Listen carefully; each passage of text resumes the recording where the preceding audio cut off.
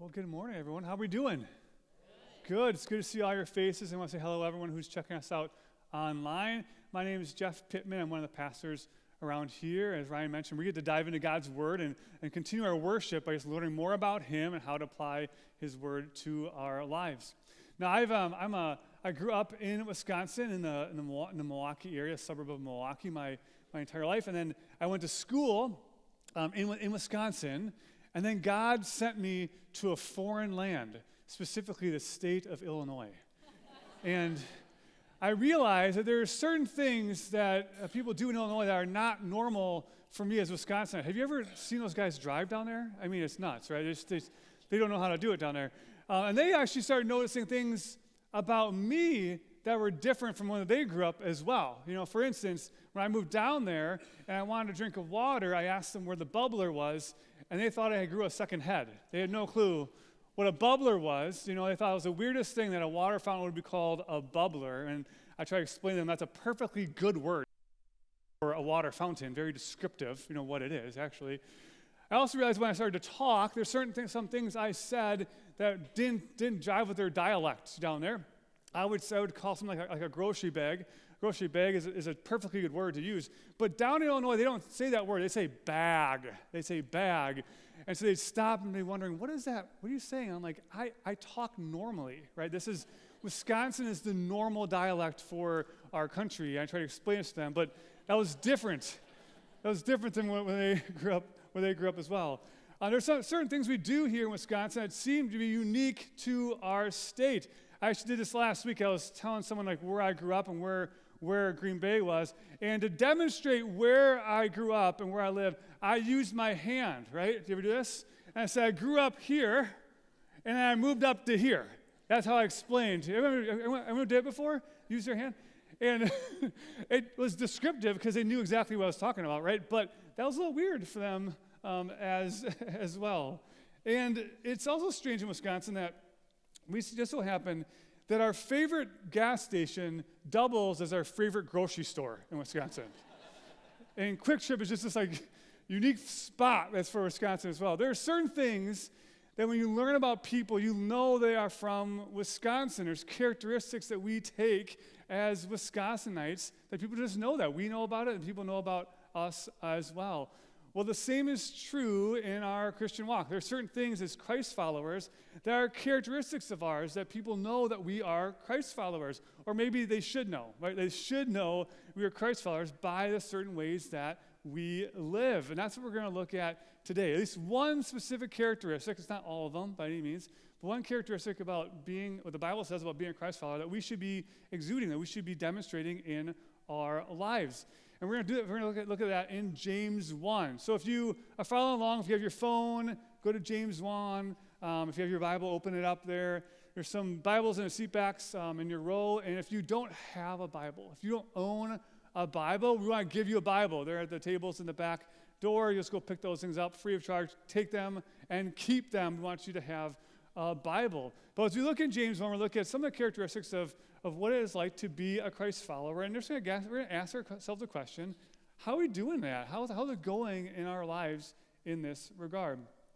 Well, we're in James 1. We're going to start with verse 22. It says, do not merely listen to the word and so deceive yourselves. Do what it says. Anyone who listens to the word but does not do what it says is like someone who looks at his face in a mirror, and after looking at himself, goes away and immediately forgets what he looks like. But whoever looks intently into the perfect law that gives freedom and continues in it, not forgetting what they have heard, but doing it, they will be blessed in what they do. Those who consider themselves religious and yet do not keep a tight rein on their tongues deceive themselves, and their religion is worthless. Religion that our Father accepts as pure and faultless is this: to look after orphans and widows in their distress, and to keep oneself from being polluted by the world. And so here we see in James that there's this connection that we have between knowing something, hearing what God wants us to do, and actually acting upon that. There's a relationship that goes on in our lives. When we hear what God wants us to do, we should be acting upon it. That is a proof that the truth is being embedded in our heart and changing who we are as well. Now, we can take that truth and put it to any type of topic specifically in God's Word or in our lives. But today, we're going to look at specifically what James talks about in verse 27, the last verse that we read. It says, religion that God our Father accepts as pure and faultless is this, to look after orphans and widows in their distress and to keep oneself from being polluted by the world. So here we have some characteristics, areas that should be true in our lives, that demonstrate to our world that we are believers. Well, let's look at this verse a little more. The word look after can be translated as being cared for. We want to care for people. Care for people. What kind of people? People who are in distress. These are people who are down and out, who are in a troubled time. These are vulnerable people. Specifically in this verse, they talk about widows and orphans. Now, in that culture, when this was written, in a patriarchal society, widows and orphans were extremely vulnerable. They did not have people to provide for them. They did not have people to protect them in that society. So James is telling the church, Christ followers, to look after those people. Those are vulnerable people at that day and age. But that wasn't meant to be an exhaustive list. That isn't the only people that you're supposed to be caring after. You're supposed to be caring after vulnerable people. Now, in our day and age, I would argue that widows and orphans are still vulnerable people. Maybe not as much as back in that culture, but still can be vulnerable people as well. But if you think about your life, there are people who are vulnerable who don't fit the category of widow and orphan as well. But we as Christ followers are called to care for, to take care of, to help out people who are vulnerable in our lives. This is not something that's like an option in our faith. It's an obligation that God puts on us in God's Word. So that's the question we have to ask ourselves is, how are we doing? Like, how are we doing with this specific characteristic in our lives? Now, I know I've been at Spring Lake long enough to know that there's some folks in our congregation who do this really, really well. They're amazing examples for us of how to care for people who are vulnerable in their lives. But I also know we are a collection of many different people, and there's some people I'm sure we need to grow in this area. We need to grow in this area to be more helping and more caring of people as well. My wife and I were wrestling with this question earlier on in our marriage. Now, before we were married, I was a youth pastor down in Illinois, and eventually we got pregnant with a newborn child. So my wife was pregnant and had our firstborn, Brooke. That was 11 plus years ago, which has been a great season as well. But during that time, our church at that time was connecting with Safe Families. Now, Safe Families is an organization that we've talked about here at our church as well. And it's a great organization. It basically looks at people who are in difficult spots, who don't have a support network or an extended family in their lives to actually help them out. And so what Safe Families does is it comes alongside them and becomes their extended family, becomes the help that they need when they're in troubled times. And so part of that is they care for children. They take kids into homes, actually watch them for a little bit so that the moms and dads can get some help and get some training and whatever they need to get them back on their feet. And then Safe Families works with the adults as well, the moms and dads, to help them out. Also, it's a great organization that our church was being part of down in Illinois. And we had good friends of ours who were also being impacted by it as well. They were serving in that way as well. And my wife really got stirred. Raisa really got stirred towards jumping into Safe Families. And so we decided as a family that we were going to dive into Safe Families and take kids into our homes. And let me tell you, one of the best decisions we've ever made in our lives as a family. We had, over about a 5-year window, we had about 10 kids in our house, sometimes for weeks at a time, sometimes for a couple months at a time as well. And first and foremost, it was wild and it was crazy. You know, when you bring in any kids, if I bring our kids' cousins over, the neighbors over, the house gets a little bit chaotic, just from that standpoint, let alone bringing kids from a whole different background into the house to live with you for weeks and months at a time. Now, kids coming together is just a joyful experience, right? I mean, they have fun together. It's awesome to see our kids play with these other kids as well, for laughter to fill the house. It's just amazing to see that happen. And it's also chaotic and wild along the way. And we found it just was a mixture of goods and bads with being part of Safe Families. It was hard. It was really difficult. For someone who likes the planning of their lives and knows what I'm doing for the next several days and what I want to be accomplished, it really messes with your life when a wrench gets thrown into that. And we had to adjust our schedules. It wasn't uncommon for me to get a call later in the day to go pick up a kid 45 minutes away and bring him back to our house. And realized that that child didn't have really much to wear, and so we adjusted our schedule that night and went over to Walmart and got food, got clothes, or went to the neighbor's house and got clothes and got stuff all needed to support this child in the midst of that. You should have put your life on pause to help somebody else out. Our schedule was upset. Our personal space was upset in the middle of that. We also got a front row seat to the impacts of generational poverty.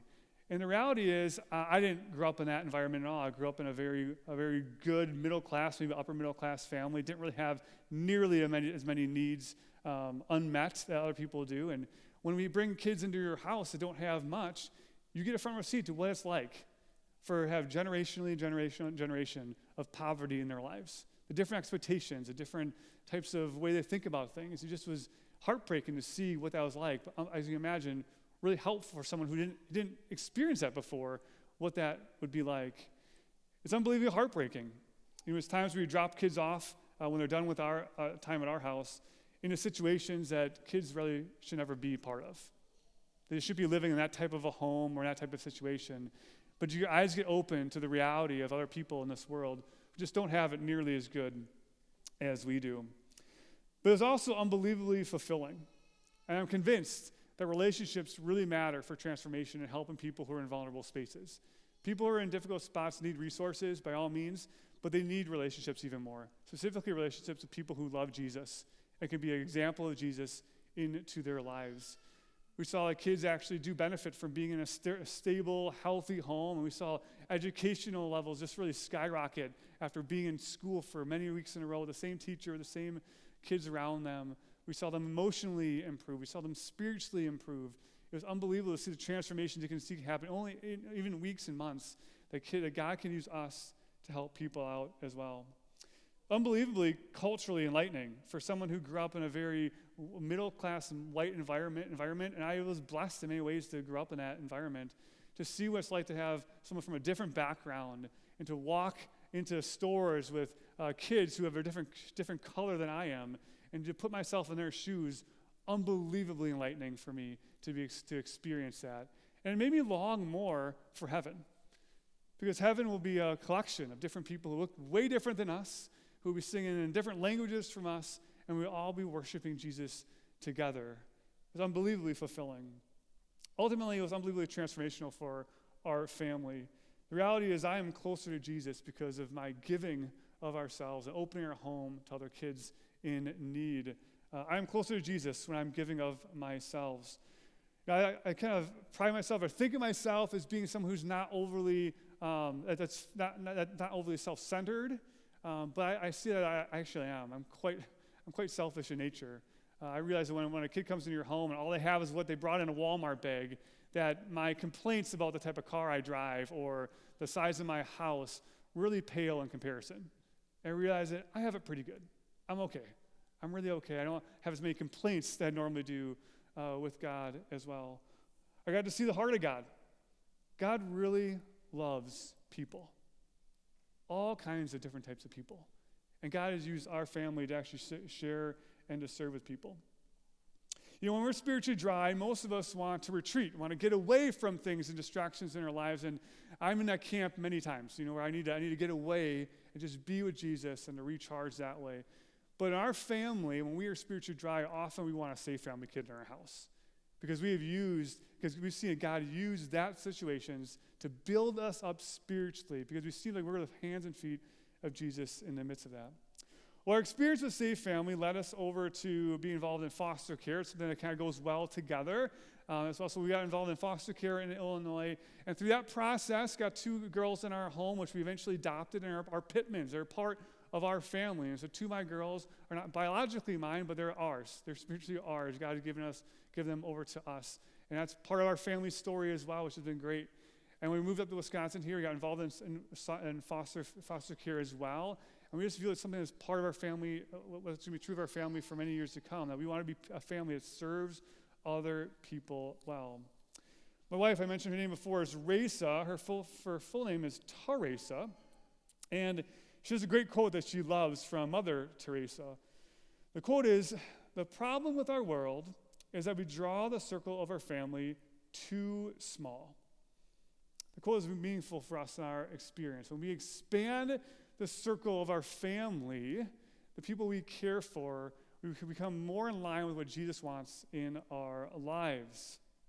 And so that's there's a point we have to make today, if you're following along here. The point is we have a biblical call to expand the circle of our family.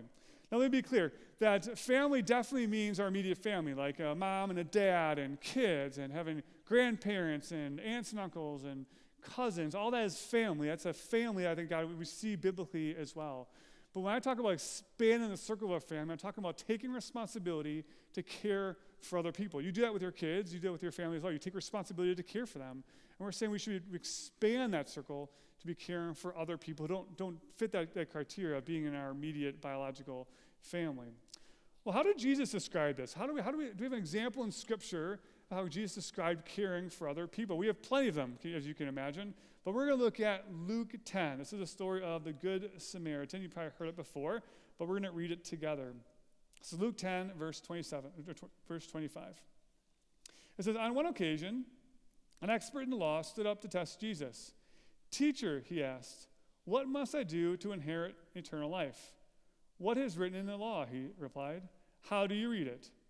He answered, love the Lord your God with all your heart, with all your soul, with all your strength, with all your mind, and love your neighbor as yourself.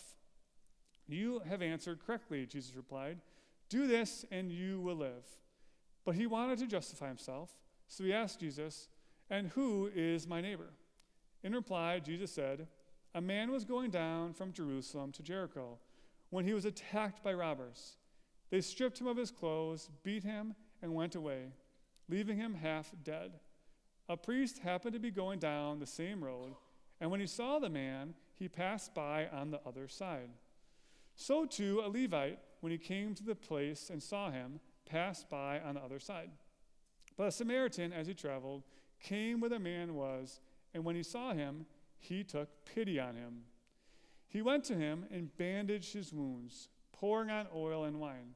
Then he put the man on his donkey, brought him to an inn, and took care of him. The next day he took out 2 denarii and gave them to the innkeeper. Look after him, he said, and when I return, I will reimburse you for any extra expense you may have. Which of these 3 do you think was a neighbor to the man who fell into the hands of robbers? The expert in the law replied, the one who had mercy on him. Jesus told him, go and do likewise. So here we have a great example of how it is to love your neighbor, to care for other people in the Good Samaritan. He is actually caring for a vulnerable person. Now, this person wasn't a widow or an orphan. It was a person who was down and out, who got into a big crisis by being robbed and putting on the side of the road. He looked for vulnerable people. And the Good Samaritan gave up a lot of things, didn't he? He gave up his time, right? I mean, he stopped whatever he was doing. He was traveling on a road somewhere. He stopped whatever he was doing and took care of this person. He bandaged his wounds. He put him on his donkey. He brought him to someone who could take care of him in a spot. Gave up of his own money. So financially, it was a sacrifice as well. We don't know what else the Samaritan gave up. He could have been going somewhere that was really important that he missed out on at that point, and maybe his family's mad at him for missing the appointment of being where he's supposed to be. But he stopped and cared for someone in need at that point. He demonstrated the love of God to someone else that he didn't even know. And there's plenty of other biblical examples as well. In Matthew 5, it says, love your enemies, to even care for people who hate you and dislike you. In Galatians 6, it says, carry one another's burdens. In Philippians 2, it says, put others' interests above yourself. Even the way Jesus' life lived, how he lived his own life, he was a rabbi, and often rabbis wouldn't want to associate with unclean people or uneducated people or sinners. But Jesus hung out with prostitutes and tax collectors, and he touched unclean people as well, and he allowed uneducated people to become part of his disciples. He looked for people who were undesirables, who were vulnerable as well, and cared for them as part of his life. We have a biblical call to expand the circle of our family, take responsibility to care for others as well. Now, let me be clear. That expanding the circle of our family does not mean that all of us have to be foster families and all of us have to be safe families. It doesn't call for all of us, although that would be really cool if all of us did that, actually. But that's not the call that God has for all of us. This will look different for every single person. For the stage of life you're in, the situation you are in, God will speak to each and every one of us differently. The call is the same, to care for more people. But how that looks like in your life will differ than how it look like in my life and other people in this room. It can look as grand as running an orphanage across the world. It can be as simple as opening your house for people who are in need. It could be embracing the neighbor across the street who is in need. It could be befriending the unpopular kid at school who just needs someone to come alongside them and be with them for a time. It'll be different for all of us, but the principle is true. This call is not optional. It's an obligation. It's something that should to make us different than the rest of our world. We as Christians should be caring for people so much so that other people know that we're Christians because we love people so much and we're caring for them so deeply. So what holds us back? Why don't we do this? Why isn't this like a natural thing of what we just normally do? Well, I think there's a couple different reasons of this. One, I think it's not normalized for all of us. I know that's true for me. It wasn't normalized for me. I didn't know what that looked like in people's life. I didn't have good examples of that, and so I needed some good examples. I needed to test it out. I needed to try it and see what that would look like. I think for a lot of us, it's an avoidance of heartache and pain. This is going to cost you something. It's not just money. It's not just time, but your heart will hurt when you start caring for more people. And sometimes we try to avoid that, especially in our culture. I think that for some of us, it's lack of time. We just don't have margin. We've not created margin in our lives to help out people who are in need. For some of us, it's isolation from our world, that we've become so isolated in our Christian bubble that we don't even actually have too many examples or opportunities to be outside of that bubble to care for people who don't know Jesus, and our bubble's pretty small from that standpoint. For some of us, I can definitely resonate with this, it messes up with our plans, especially those who like to be in control of their lives. If many of us are in that spot, this messes up our plans. Ultimately, this is hard to hear, that I think that we don't take these steps because there's a selfishness. There's a self-centeredness that we have, that we really want to take care of ourselves and not necessarily want to expand it to other people. And ultimately, when we don't do the things that God wants us to do in Scripture, it can be a heart issue. It can be an example that we don't love Jesus nearly as much as we should. And we need to foster our relationship with Jesus. Because we love Jesus more and more, we naturally want to care for more people, and we naturally want to share this love of Jesus with more people as well. Those are hard truths to understand. But when we look at Scripture and say, God wants us to do these things, and we don't want to do those things, we can look at our heart and say, what's going on there? When we hesitate, opportunities are lost. People who are in need suffer even more.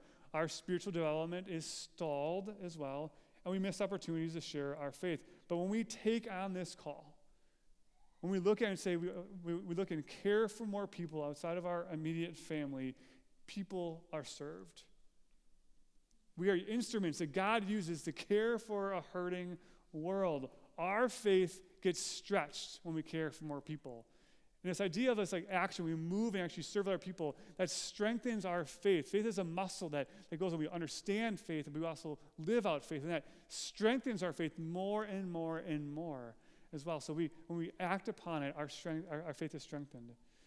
We get to share our faith more with people who don't know Jesus.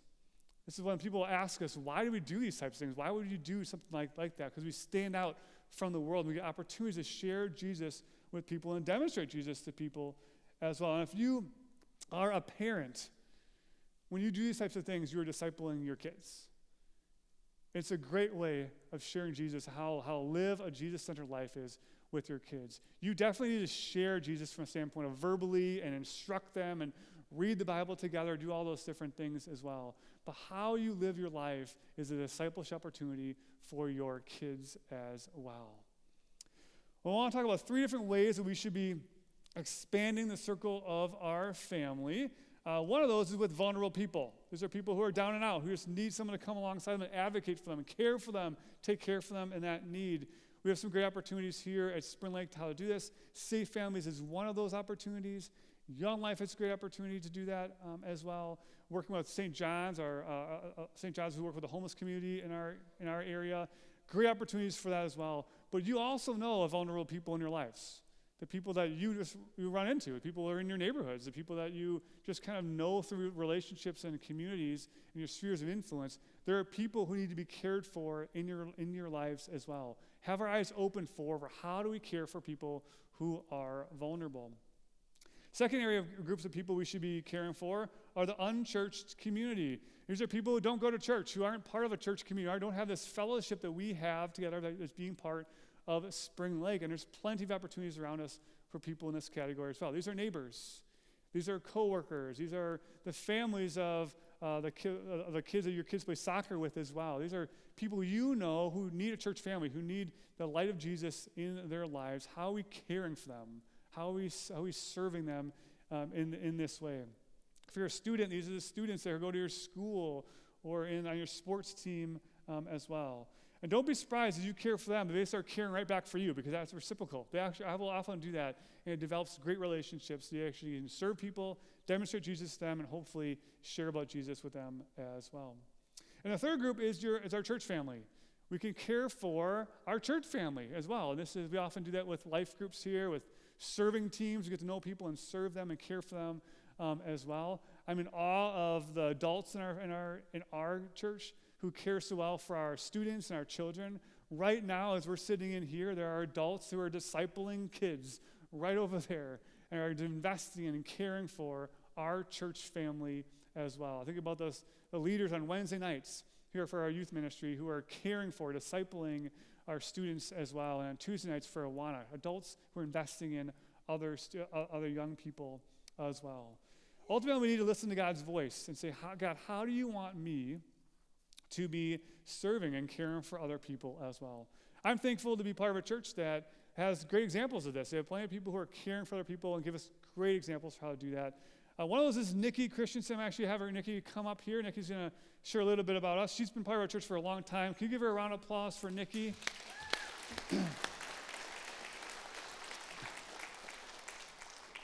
Nikki's been great to share her story as well, how this looks like in her life for expanding the circle of her family. So Nikki, why don't you share a little bit about yourself, about Spring Lake, all that kind of stuff. Just let us know a little bit more about you.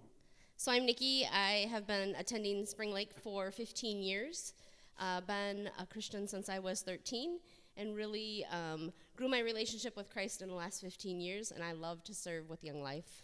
That's awesome. I love that your story with Young Life and how that has impacted you as well. We're talking about expanding the circle of our family. How have you seen that reality played out in Young Life? So God actually, I'm not able to have children in the traditional way, and so God has called me to multiply, and he has done that through serving with Young Life and Young Life kids. These are kids oftentimes who are down on hope. They don't feel a sense of belonging, and God has said, go walk alongside them, be a part of their journey, and that's what I've done. And so you see these kids who have hope. They feel like they belong to a family, which they do, and some of them give their lives to Christ, and we walk that journey as well. I love to hear the impact that happens when adults move into those worlds and serve those students and really see the impact in their life as well. How has your interaction with expanding the circle of your family, how has that impacted you? So for me, my traditional family doesn't live here. They live several hours away, and so for me, I have a huge family here in Green Bay, and it's been fun to build traditions like at Christmas time, decorating cookies, having gingerbread contests, and walking alongside them in their journey. God says, you belong with this family and they belong with you, and so huge impact for me. Love to hear that. There's a reciprocal nature of people who serve. They're part of this family as well. It's not just a one-way street, it's a two-way street as well. I can imagine, as you mentioned, some folks are like Nikki who do this really well in their lives. And some people are feeling this tug, right? Like God's on their heart at the moment, thinking, man, I need to do something more. I want to do something. What encouragement would you give to people who are feeling that tug? I would say take the call. Christ has put on your heart to take the call. You can change a life. We all are adopted children in God's family. We're here for one purpose, and that is the call of Christ. So be a part of that and belong. That's awesome. Can we thank Nikki for sharing her story with us?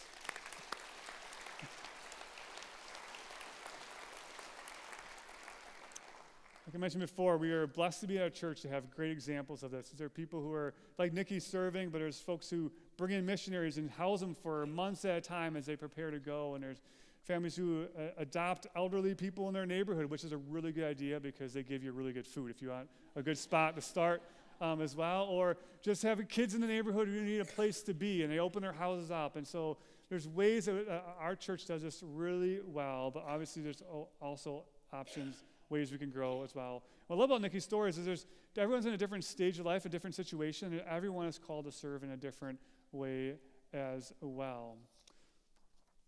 Well, James is saying that we should be known for how we care for other people. And there's certain people who are doing this well in our church. And if that's you, well done. Thanks for being a great example for all of us for how to serve. But for those who are stirring, who are feeling this tug, or thinking, man, I really could grow in this area. You look at your life and say, I'm not known in our community as people who are caring and serving well beyond my means. My encouragement to you, my challenge to you is to pray. And just to pray and ask God, what is holding you back? What's stopping you? What's the hurdle in your life that's stopping you from really expanding the circle of your family? Is it a mindset? Is it just strictly not being obedient to Jesus? Is it time? Is it just creating a margin in your life to do these types of things? What is it in your life that's holding you back? And then I pray this prayer. Where do you want me to expand the circle of my family? Now, I'll give you a disclaimer here, and maybe a warning. That's a dangerous prayer. When you pray something like that to God, he very well might answer you and might ask you to do something that you're not comfortable with. He loves doing that, and that's okay, right? But when we ask that, we pray, God, where do you want me? Where do you want me to serve? Who do you want me to serve? How do you want me to care for people outside my immediate family? My encouragement to you is to tell someone about that. We're way more likely to act upon it when you tell someone else, and they'll ask you. It's a great way, a great reason to be in life groups as well. And then when you hear that voice, when you hear God give you a direction or an opportunity opens up in front of you, obey it. Jump into that. Give it a shot. Go and serve people. Even if you're wrong and you need to adjust down the road, people are still served in that way. But dream with me. What if all of us prayed that prayer? Everyone here at Spring Lake prayed that prayer and asked, where do you want me to serve? And they just obeyed God. They said, okay, I'm going to do that and serve more people. How would our church grow? Not just numerically, I'm sure it would grow numerically, but how would our church grow to look more and more like Jesus? How would other people be served? How would our community change if a church in this area just was out there radically to serve and care for other people? How would the cause of Christ be received from a community? How would you change? How would you be shaped differently when you obey this call that God has in your life to care for people in your lives? But more importantly, how proud would God be of his people? Who are not just simply reading the words of Scripture, but actually putting it into practice. See, the smile of God is worth anything you'd ever give up to follow his lead. The reality is, what God asks us to do in Scripture, sometimes it's really hard and something we don't want to do, but it really is nothing that he wouldn't have done for us or hasn't done for us already. We're just following Jesus' lead. So expand the circle of our family is hard because it costs us something. But Jesus did that already. He gave up his life for us. And he adopted us into his family, expanded the care of his family to include us. And we're just following.